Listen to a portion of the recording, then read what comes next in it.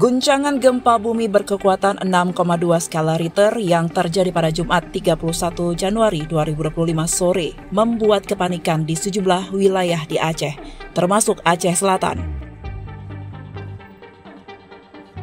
Sejumlah pasien di rumah sakit setempat dilaporkan berhamburan keluar untuk menyelamatkan diri akibat kuatnya getaran.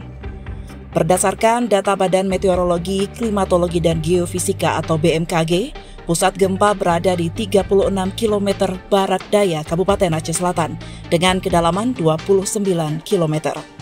Guncangan gempa terasa di hampir seluruh wilayah Aceh, termasuk Banda Aceh, Aceh Besar, Sigli, Kutacane, Simelu, Aceh Jaya, Bener Meriah, Gayo Luwes, dan Aceh Timur.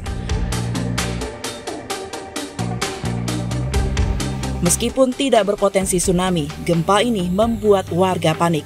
Beberapa pasien yang tengah menjalani perawatan di rumah sakit di Aceh Selatan dikabarkan keluar dari gedung karena khawatir terjadi gempa susulan. Hingga saat ini belum ada laporan resmi mengenai korban jiwa atau kerusakan signifikan akibat peristiwa tersebut.